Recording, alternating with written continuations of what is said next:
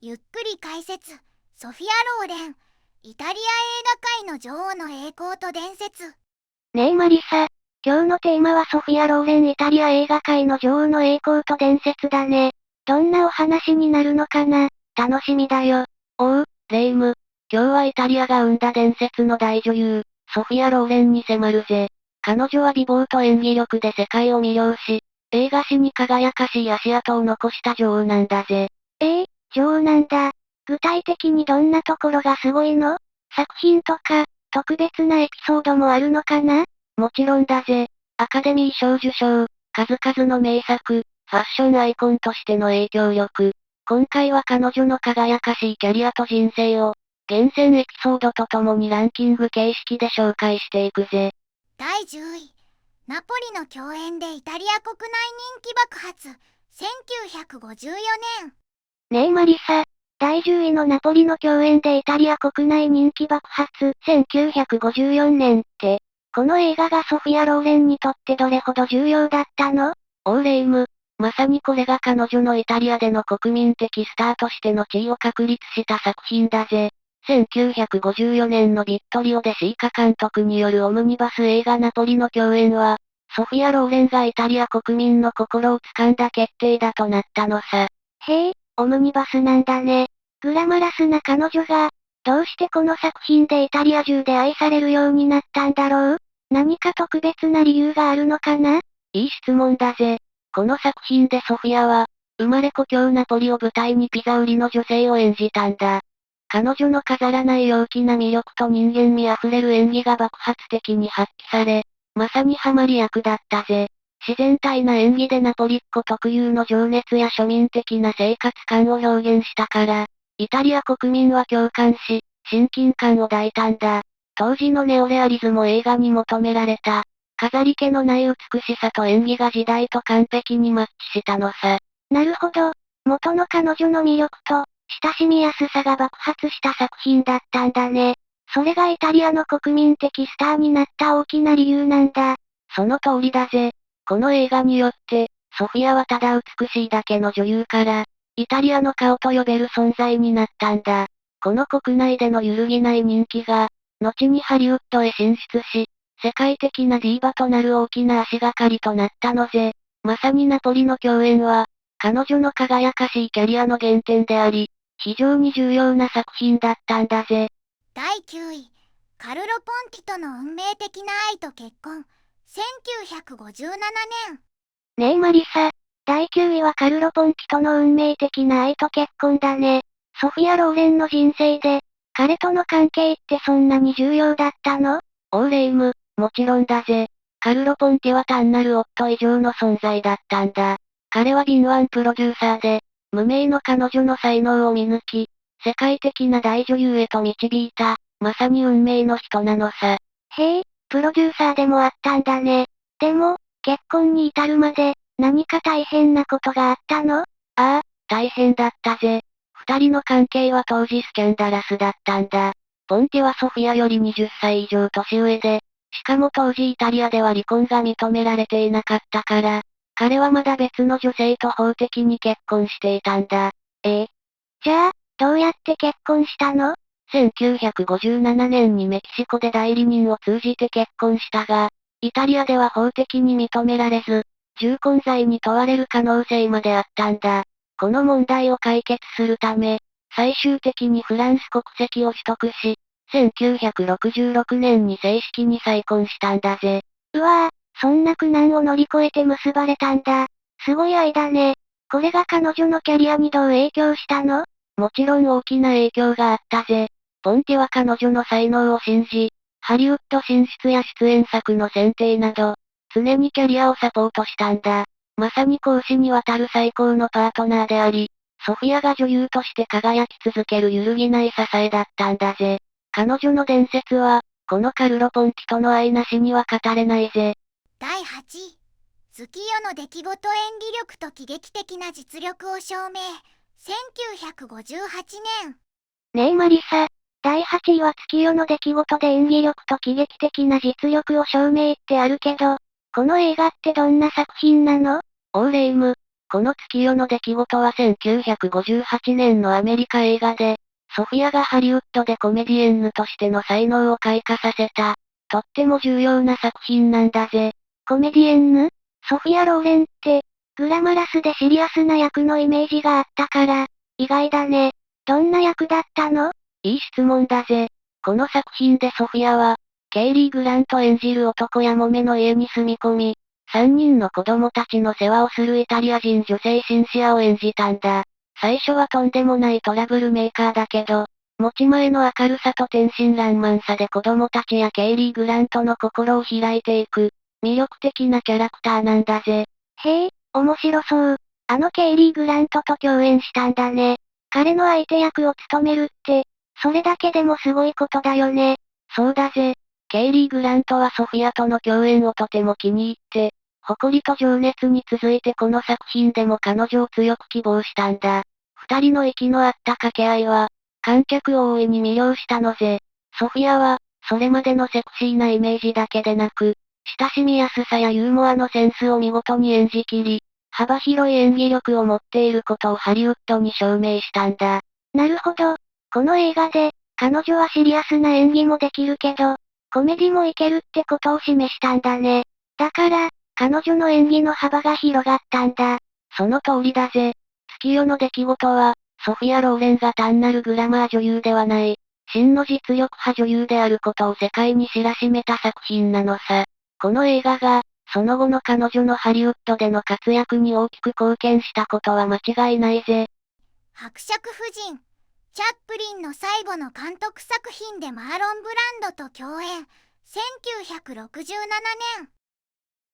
ねえマリサ、第7位は伯爵夫人で、チャップリンの最後の監督作品でマーロン・ブランドと共演って、これまたすごい組み合わせだね。どんな映画だったの？オーレイム、まさにソフィア・ローレンのキャリアの中でも、特に輝かしい共演となった作品だぜ。1967年の伯爵夫人は、喜劇王チャールズ・チャップリンが生涯最後に監督脚本音楽を手掛けた唯一のカラー映画なんだ。そして、ハリウッドの伝説マーロン・ブランドとソフィアが共演したことでも、映画史に名を刻んだ作品なのさ。チャップリンの最後の作品で、しかもカラー映画なんだ。そこにソフィア・ローレンとマーロン・ブランドが揃うなんて、豪華すぎるね。一体どんなストーリーだったの？いい質問だぜ。ソフィアは、亡命ロシア貴族の伯爵夫人ナターシャを演じたんだ。彼女は、香港の港に停泊中のアメリカ人外交官、マーロン・ブランド演じるオグデンの船室に隠れて乗り込み、アメリカへの密入国を企てるんだぜ。二人の間で繰り広げられるコミカルでロマンティックなやりとりが、この映画の見どころなのさ。なるほど。密航者と外交官のロマンスなんだね。チャップリンが描くコメディってどんな感じだったんだろう？ソフィアとブランドの演技も気になっちゃうよ。そうだぜ。チャップリンは、自身の過去の栄光を投影するかのように、古典的なスクリューボールコメディを現代に蘇らせようとしたんだ。ソフィアは、貴族のプライドと密航者としての滑稽さを同時に表現し、ブランドも彼女の相手役として、普段の重厚なイメージとは違うユーモラスな演技を披露したんだ。この作品は、ソフィアがチャップリンとブランドという二人の巨匠と共に、映画史に残る作品に参加したという点で、彼女のキャリアにおいて非常に重要な出来事だったんだぜ。第6位、島の女、国際的スターとしてのハリウッド進出、1957年。チャップリンの映画にも出演したソフィアさん、本当にすごいわね。第6位は、いよいよハリウッド進出かしら？その通りだぜ、レイム。第6位はソフィアが国際的スターダムへ駆け上がる重要な一歩。1957年公開島の女。これが彼女のハリウッド本格進出作だ。島の女、ついにハリウッドデビューね。どんな映画で、ソフィアさんはどんな役だったの？初めてのハリウッド、緊張したでしょうね。ああ、美しいエーゲ海が舞台のアドベンチャーロマンスだ。ソフィアはギリシャの貧しいアマフェイドラ役。古代の黄金のイルカ像をめぐり、アメリカの考古学者と美術収集家の間で揺れる情熱的な女性だぜ。彼女の野生的な美と水着姿は世界を魅了したんだ。わあ、エーゲ海のアマさん役。エキゾチックで素敵。その映画でハリウッドでも注目されたのね。英語の演技とか大変だったんじゃ？もちろんだ。この映画でソフィアの名は世界に知れ渡った。英語での演技は挑戦だったが、才能と努力で克服し、ハリウッドスターと堂々と渡り合った。この成功が後のハリウッドでのキャリアの扉を開いたのさ。すごい。言葉の壁も乗り越えてハリウッドでも魅力を発揮したのね。まさに国際派女優としての第一歩、記念すべき作品ね。その通り、島の女はソフィア・ローレンがイタリアのスターから世界の国際的大女優へと成長する上で、欠かせないマイルストーンなんだぜ。第5位、ひまわりで描く愛と悲しみの名編。1970年。いよいよトップ5に突入ね。ハリウッドでも活躍し始めたソフィアさん。第5位は、どんな伝説的な作品なのかしら？期待が高まるわ。おう、レイム。第5位は、映画史に残る珠玉の名作、1970年公開のひまわりだぜ。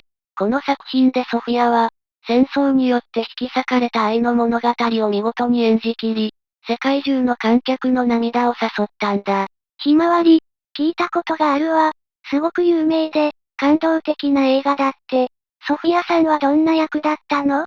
共演者も豪華だったりするのかしら？ああ、ソフィアが演じたのは、第二次世界大戦でソ連戦線へ送られた夫アントニオを待ち続ける妻ジョバンナだ。そして、その夫アントニオ役は、イタリアの名優マルチェロ・マストロヤンに、ビットリオでシーカ監督のもと、二人の名演が光る作品だぜ。戦争が終わっても帰ってこない夫を探し、ジョバンナはソ連まで旅に出るんだ。マルチェロ・マストロヤンニさんと、それは豪華ね。戦争で引き裂かれた夫婦の物語。想像するだけで胸が締め付けられるわ。ソフィアさんの演技で特に印象的だったのはどんなところ？ジョバンナの深い悲しみ、絶望、それでも夫を信じ続ける不屈の精神、そして再会の喜びと残酷な現実。ソフィアはその全てを全身全霊で表現したんだ。特に有名なのは、一面に広がるひまわり畑のシーンだ。戦争の犠牲者たちが眠るその場所で、夫の痕跡を探すジョバンナの姿は、戦争の悲惨さと愛の深さを強烈に印象づけたぜ。ひまわり畑のシーン、あの映像は本当に印象的よね。美しいけれど、とても悲しい。ソフィアさんの表情一つ一つに、ジョバンナの万感の思いが込められていたのが伝わってくるわ。この映画は、ソフィアさんにとってどんな意味を持つ作品になったの？ひまわりはソフィア・ローレンの代表作の一つとして、世界中で高く評価された。彼女の人間味あふれる深い演技は、多くの観客に感動を与え、国際的な女優としての評価をさらに不動のものにしたんだ。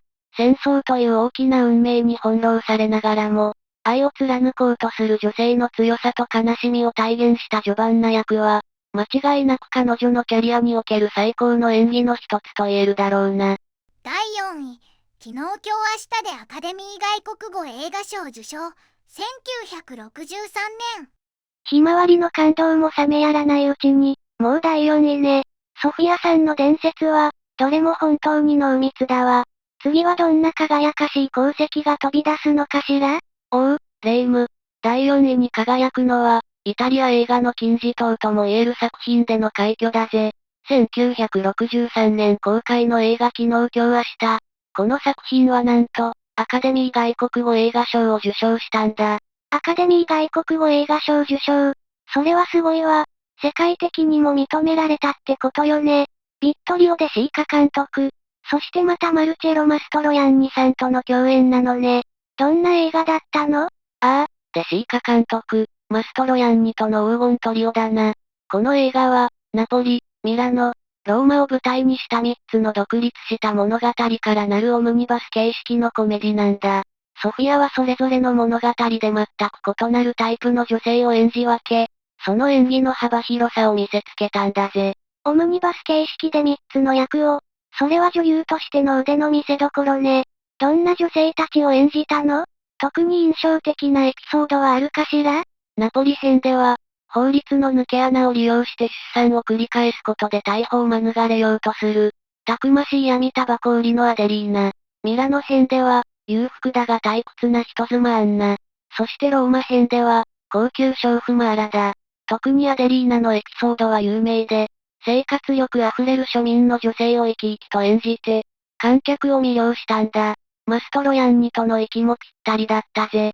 闇タバコ売りに、退屈な人妻、そして高級娼婦。本当に全然違うタイプの女性ね。それを全部ソフィアさんが演じたなんて、カメレオンみたいだわ。アカデミー賞を受賞したのも納得ね。ソフィアさんの演技が作品の大きな魅力になったんでしょうね。その通り、昨日今日明日のアカデミー外国語映画賞受賞は、ソフィア・ローレンの国際的な名声をさらに高めると同時に、イタリア映画の質の高さを世界に改めて示す快挙だった。彼女の多彩な演技と、デシーカ監督の巧みな演出、マストロヤンニとの絶妙なコンビネーションが生み出した、人間味あふれるコメディの傑作として、今も語り継がれているんだぜ。第3位。プレタポルテ、ローレンがファッションと映画界を結びつけた瞬間、1994年。ついにトップ3よ。アカデミー賞も受賞し、名実ともに世界のトップ女優となったソフィアさん。第3位はどんな作品で、私たちを驚かせてくれるのかしら？レイム、第3位はな、また一味違った華やかさと、映画界の巨匠とのコラボレーションが光る作品だぜ。1994年公開、ロバート・アルトマン監督のプレタポルテだ。プレタポルテ、ファッション業界が舞台の映画よね。1994年というと、ソフィアさんもキャリアを重ねて、まさに円熟期に入った頃かしら。ロバート・アルトマン監督っていうのも、すごく個性的な映画を撮るイメージだわ。その通り、この映画はパリのファッションウィークを舞台に、デザイナー、モデル、ジャーナリスト、バイヤーなど、様々な人々が織りなす人間模様を描いた群像劇なんだ。ソフィアが演じたのは、殺害されたファッション界の重鎮の未亡人イザベラ・ド・ラ・フォンテーヌ。そしてなんと、彼女のかつての恋人役で、またしてもマルチェロ・マストロヤンニが登場するんだぜ。またマストロヤンニさんと共演。しかも、かつての恋人役ですって？それはなんだか感慨深いわね。豪華なキャストがたくさん出演した群像劇の中で、ソフィアさんはどんな輝きを見せたの？ソフィアは、その圧倒的な存在感と変わらぬ美貌で、華やかなファッション業界の人間を見事に体現したんだ。ミステリアスな未亡人という役どころで、物語に深みを与えていたな。アルトマン監督独特の、多数の登場人物が入り乱れるスタイルの中で、彼女の存在はまさに映画の花そのものだった。そして、マストロヤンニとの共演シーンは、長年連れ添った名コンビならではの、あうんの呼吸とでも言うべき演技で観客を魅了したぜ。ファッションの世界と映画の世界が見事に融合した作品なのね。ソフィアさんの変わらぬ美しさと存在感は、まさにそういう華やかな舞台にぴったりだわ。この映画は、ソフィアさんにとって、どんな意義があったのかしら？プレタポルテへの出演は、ソフィア・ローレンが長年にわたり世界のトップスターであり続けていることを改めて証明するものだった。ファッションという常に新しいものが求められる世界を舞台に、彼女は時代を超えたアイコンとしての輝きを放ったんだ。そして、アルトマン監督のような個性的な才能と渡り合い、マストロヤンニとの伝説的なコンビネーションを再び見せたことは、彼女のキャリアにまた一つ、忘れられない1ページを刻んだと言えるだろうな。第2位。二人の女でアカデミー主演女優賞受賞。1960年。いよいよ第2位。プレタポルテでの変わらぬ輝きも素晴らしかったけど、頂点に迫るソフィアさんの伝説は、一体どんなものなのかしら？ドキドキするわ。レイム、ついにここまで来たな。第2位は、ソフィア・ローレンの名前を映画史に永遠に刻み込んだ。まさに歴史的快挙だ。1960年公開、ビットリオでシーカ監督作品二人の女。この映画でソフィアは、イタリア語の演技で、アカデミー主演女優賞を受賞したんだぜ。アカデミー主演女優賞。しかもイタリア語の映画で、それは本当にすごすぎるわ。外国語映画での主演女優賞受賞なんて、前例があったの？いや、それが史上初だったんだ。だからこそ歴史的なんだぜ。二人の女は、第二次世界大戦末期のイタリアを舞台に、娘を守って必死に生き抜こうとする母親チェジラをソフィアが演じた。食料を求めてローマからふるさとの村へ避難する親子の過酷な道のりと、戦争がもたらす悲劇を描いた作品だ。史上初のアカデミー主演女優賞。想像を絶する快挙ね。戦時下の母親役。とてもシリアスで魂を揺さぶるような役どころだったんでしょうね。ソフィアさんはどんな演技を見せたの？ソフィアの演技は、まさに圧巻の一言だった。母親としての深い愛情、絶望的な状況下での気丈さ、そして戦争の非常さに打ちのめされる姿、その全てを生々しく、そして力強く演じ切った。特に、娘と共に体験する衝撃的な出来事の後の、彼女の魂の叫びとも言える演技は、見る者の心をえぐり、世界中から絶賛されたんだ。でシーカ監督のリアリズムあふれる演出も、彼女の演技を最大限に引き出したと言えるな。聞いているだけで鳥肌が立つようだわ。外国語の映画で、並みいるハリウッドスターを抑えての受賞なんて、本当にどれほど衝撃的だったことか。この受賞は、ソフィアさんにとって、そして映画界にとってどんな意味があったの？このアカデミー主演女優賞受賞は、ソフィア・ローレンを単なる国際スターから、真の演技派大女優へと押し上げた決定的な出来事だった。そして、アメリカ中心だった映画界において、ヨーロッパ映画、特にイタリア映画の芸術性の高さと、俳優の力量を世界に証明したんだ。彼女の受賞は、その後の多くの外国人俳優たちにとっても大きな希望となり、アカデミー賞の国際化を促すきっかけの一つになったとも言えるぜ。第1位、これからの人生、生涯現役を貫く情熱と永遠のディーバ伝説、2020年。ついに第1位の発表ね。アカデミー主演女優賞という歴史的快挙をも超える伝説が、ソフィア・ローレンにはまだあるというの。もう何が来ても驚かないつもりだけど、やっぱりドキドキが止まらないわ。ああ、レイム。長かったランキングも、いよいよ頂点だ。第1位に輝くのは、特定の作品名というよりも、ソフィア・ローレンという女優の生き様そのもの。その生涯現役を貫く情熱と永遠のディーバ伝説だ。そして、その象徴とも言える近年の作品が、2020年公開の映画これからの人生なんだぜ。これからの人生、ネトフリックスで見られるって話題になった映画よね。80歳を超えての主演作。それだけでもすごいことなのに、それが第1位の象徴ですって。ソフィアさんはどんな役を演じて、私たちに何を見せてくれたの？ソフィアが演じたのは、ホロコーストの生存者であり、かつて娼婦だったマダム・ローザ。今は身寄りのない子供たちの面倒を見ている女性だ。この作品で彼女は、人生の厳しさも優しさも知り尽くした人間の深み、そして何よりも、見返りを求めない愛の力を、息を飲むような演技で見せてくれた。監督は実の息子であるエドワルド・ポンティが務めているんだ。ホロコースト生存者で、子供たちを世話する元娼婦。複雑で深い背景を持つ役ね。それを80代半ばで演じ切ったなんて、想像するだけで、彼女の役者魂に圧倒されるわ。これが生涯現役の情熱なのね。まさにその通りだ。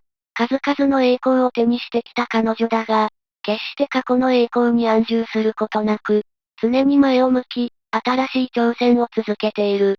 このこれからの人生での演技は、年齢を全く感じさせないどころか、長年培ってきた経験と人間的深みがなければ決して表現できない、魂のこもったものだった。多くの評価からも絶賛され、再び世界の注目を集めたんだ。ただ長く続けているだけじゃない。進化し続けているのね。永遠のディーバという言葉が、これほどしっくりくる人はいないかもしれないわ。私たちにとって、ソフィア・ローレンという存在そのものが、希望であり、憧れなのね。ああ、アカデミー賞受賞も、ハリウッドでの成功も、数々の名作への出演も、もちろん偉大な功績だ。しかし、それらすべてをキャリアに刻みながら、なお輝きを失わず、現代においても第一線で感動を与え続けるその姿こそが、ソフィア・ローレン最大の伝説と言えるだろう。美しさ、才能、そして何よりも人間としての強さと温かさ。それらが融合した彼女の生き様こそが、我々が選んだ第一位だぜ。総評またはまとめ。ねえマリサ、ソフィア・ローレンのベスト10、本当にすごかったね。改めて彼女の偉大さを感じたよ。最後に、ソフィア・ローレンの魅力についてまとめてくれる？オーレイム、ソフィア・ローレンは、その圧倒的な美しさとともに、多様な役柄を演じ分けるずば抜けた演技力で、半世紀以上にわたり世界中の観客を魅了し続けてきた。まさに永遠のディーバだぜ。戦争の悲劇を描いた二人の女でアカデミー主演女優賞に輝き、ひまわりでは愛と悲しみを繊細に表現した。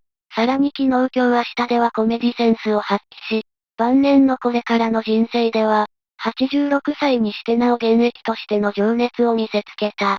彼女のキャリアは、映画史に燦然と輝く金字塔であり、その存在はこれからも語り継がれていくことだろうぜ。まさにその通りだね。ソフィア・ローレンは、ただ美しいだけじゃない、魂の女優なんだね。最後までご視聴いただきありがとうございました。これからも役立つ情報をお届けいたしますので、チャンネル登録と高評価をよろしくお願いします。コメント欄でご意見や質問もお待ちしています。それではまた次回お会いしましょう。バイバイ。今日も一日良い日で、またね。